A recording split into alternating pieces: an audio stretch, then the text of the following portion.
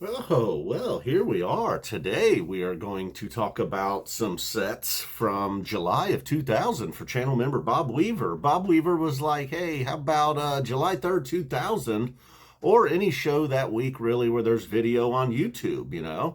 Not a hard man to please, Bob Weaver here. He's pretty open to about anything. So, Bob, there was, in fact, some video from this July 3rd, 2000 show. But I believe there was also a thunderstorm. There's only about, 50 minutes or so of video, and I believe it goes from set one into set two. So that wasn't really what we're looking for. And then I realized this second set, and then the next night, July 4th, the second set here in Camden, New Jersey, both look like ringers. I mean, we got a strong Runaway Gym and Theme from the Bottom and Sand in this second set. And then I flipped over to July 4th. I don't even remember what I saw, but I know I just saw nothing but highlights and alligator mouths in set two. So we're going July 3rd, July 4th, second set only for channel member Bob Weaver today. If you're into that kind of thing, stick around for a few more minutes. It's going to get probably not that interesting, but, stick around anyhow. As Paige once said, stick around. Oh, so let's just start with set two, July 3rd, 2000, the Runaway Gym. And it took a bit for this Runaway Gym to get going. Really, the starts out like a strong rock and Runaway Gym, and then as they're drifting into the jam, it was like Paige and Trey kind of wanted to, dabble around in some funk, while Fishman and Mike were just like ready to rock. They were going strong the whole way. Then the song kind of quiets down, almost like breaks off, and then the final third, Paige and Trey get on board. It's a big rock show. Mike and Fishman really never do let up, and it goes on for a strong 10 minutes there. If it wasn't for the weaker, just sort of, looking around trying to find it for the first third. Well, no, the first third was Jim. The next third, they really weren't finding it. The final third, boom. If it wasn't for that middle section, this Gym would probably get a lot more run as far as your favorite Runaway Gyms. Now we are on to Glide, Theme from the Bottom, Sand, and then after that, we're going to get down to a sick meat. The Glide. You know what it is? I miss Glide, but I do not. There's a signal in the Glide. This is the year 2000. The year 2000. I really appreciate the fact that they just kind of abandoned all of that. Through the late 80s, early 90s, whatever it was. I guess mid 90s might have been peak Signals, the secret language stuff. It was at a time, maybe it was hard for them to ditch all that. I don't know. Maybe the hiatus, all that made it much easier. But in fact, I'm a little surprised we were still getting them as late as 2000. I guess just, my memory has failed me.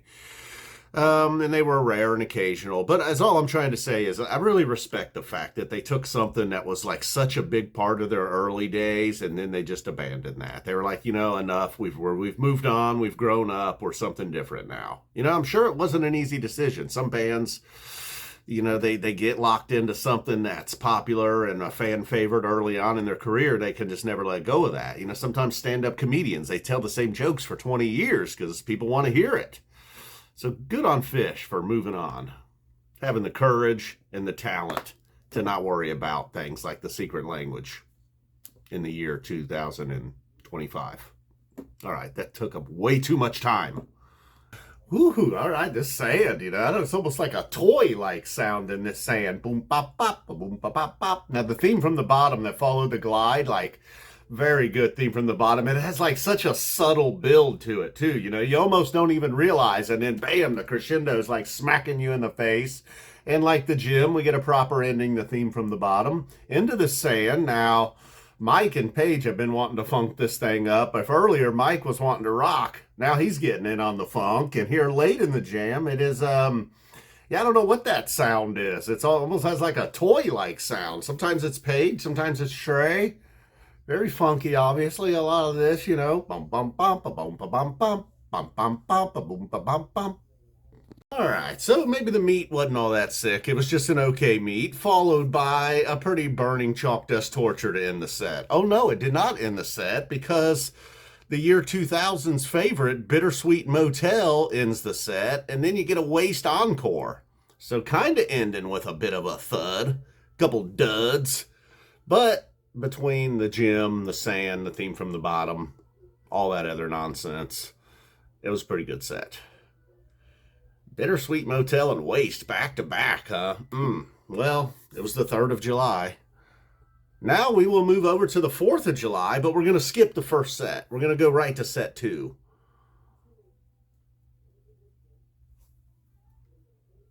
Alligator Mouse aplenty. Okay, before we get to set 2, the 4th of July show appropriately starts with an a cappella Star Spangled Banner. And now we will move on to Gotta Jaboo, Saw It Again, Megillah Twist, Slave to the Traffic Light, and Lawn Boy, Good Times, Bad Times with a fireworks display. I don't think we need the encore. I mean, do we really need to hear some Black Cats and M80s and whistling titties going off in the background while Trey gets through Good Times, Bad Times? I don't think we do. But what we do need to hear is a jam-charted Megillah. We'll see about that. Come on, really? I mean, it's under 4 minutes, and they're claiming it's jam-charted. Well, the Gotta Jaboo certainly is going to be. Big Gotta Jaboo guy. I'm not even sure if I'm proud of that. Should be, though. Oh, well, maybe Wally P or somebody who was possibly at this show can tell me. Now, in 2000, was Gotta Jaboo the equivalent of a 2024 Soul Planet? You know, you're going along, everything's great, and they open up the second set with a 29-minute Set Your Soul Free. Was that kind of the thing going on? Like, everybody sort of groaned and rolled their eyes when Gotta Jaboo fired up, and then 11 minutes in, everybody was just all hail Gotta Jaboo. I mean, this is, it's still just straight ahead Gotta Jaboo here, but man, it is just such a smooth jam. It is like, if Reba, the smoothness of that Reba jam is like an 11, this has got to be an 8.5. Hey, look, there's the gap there between an 11 and 8.5. Don't act like I just compared Reba and Gotta Jaboo, okay? Although Gotta Jaboo, criminally underrated by fans, I'll say. I mean, this is what you guys like. You like the hiss. Crowd's getting a little restless. We are right about in the middle of the Jaboo jam, and it is called. There's almost like a wave of shouting. Now they're cheering something. I don't know what they're cheering. I don't know if they're cheering their own nonsense or the music. I think their own nonsense. What is going on with this crowd?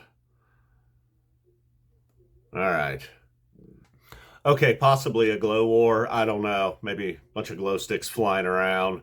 Seems to be something going on with the crowd, and I know they're not cheering for the band at this point. This is a very mellow part of the Gotta Jaboo jam. I need video of this. There is no video of this, unfortunately. The E Center. Oh, maybe I was wrong. Maybe the crowd is paying attention, because now they're clapping along. Cool, this is what you do at Phish. Because this is how Fishman plays drums, Although he is killing that wood block right now. He's going to put a hole in that wood block. This is what we do. This is how Phish can. This is Phish. This is the beat they play, apparently. Fucking 2,000 fans. No wonder they quit. Oh my God. Now we are about 17 minutes in, and Mike is grabbing bass from the clouds and firing it right at your taint. All right, this is the best Gotta Jaboo they've ever played. Now it almost has this first tube kind of feel to it, as we're really building and building and building. Saw It Again is coming. Then a jammed out Megillah. Liars, I'm telling you. But this Gotta Jaboo, 2 thumbs up. If I gave the crowd 2 thumbs down, I'm giving this Jaboo. I mean, we got multiple layers here. That is what we're looking for. After he put a hole in that wood block, damn, things got going. I'm not even a first tube guy, but this is really throwing out. No, not really anymore, but for a moment there it was. This is sick. I was worried about that sick meat. Didn't even see this Gotta Jaboo coming. Ooh, it was really just the transition there from Saw It Again to Megillah. The Saw It Again was just dark and heavy like you would expect, and then it drifts off almost into a very quiet nothingness, and then that leads us into a Megillah. And I guess it's jam charted because of the way it started. That was a very smooth, slick transition from one to the next. Does it deserve a jam chart? I don't know. Fishman was drumming. Very, very, very drummy. Very drummy Megillah. I don't know if that counts either. All right. So we got Twist and Slave. Expecting big things from this Twist. And then Slave, it's a given. Well, okay. So that twist was maybe not all I had hoped it would be. I see it was also on Live Bait Volume 4. Live Bait Volume 4 came up recently in the third ball show from 1996. So if you want to pull out that out of your digital catalog, I would listen to The Sin of a Mule and not this twist. The last few minutes of the twist is pretty hard. Almost had this like sort of an eerie metal feel to it, more Lake Erie than the city in Pennsylvania, really. And then now here we are with Slave to the Traffic Light to end this set. And then, like I said, a Lawn Boy, Good Times, Bad Times with a fireworks display is your encore. We're going to end it with Slave to the Traffic Light and just pretend that whole Lawn Boy, Good Times, Bad Times thing didn't happen. We're not going to sit here and listen to the whole Slave. I'll be back. Or will I? Maybe something special happens here. I'll be back to kick this thing out. About to kick this thing off, but I'm ending it, so that's not really kicking this thing off. Putting the final touches on this, whatever this is. Bob Weaver, I'm sorry. I made you sit through a short film. Talk about two sets that you kind of didn't even request, sort of, in a way. Maybe you somewhat fulfilled the request. The F. Zappa 20 Fulfillment Center. Ooh, all right. So I'm glad I stuck around for the Slave to the Traffic Light. They should have just fired off some bottle rockets during that sucker. It just keeps going and going, building and building. And yes, I would say that that was a top-notch, top-shelf Slave to the Traffic Light, ending a very strong set. All right, channel member Bob Weaver, thank you for being a member. And like I said, maybe I didn't quite fulfill the request, but, you know, you seem to be pretty loose with it, so I played by those rules. Boy, I got some thick eyebrows. Damn, son. I'm mad. Not a scientist.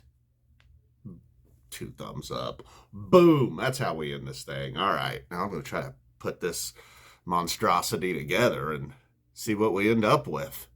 Lord, thank you. If you made it this far, woo, good for you. Give yourselves a pat on the back. Damn. Enjoy your day. I'm going to post another video later. No, all right. We got to go. That's it. We're out of here.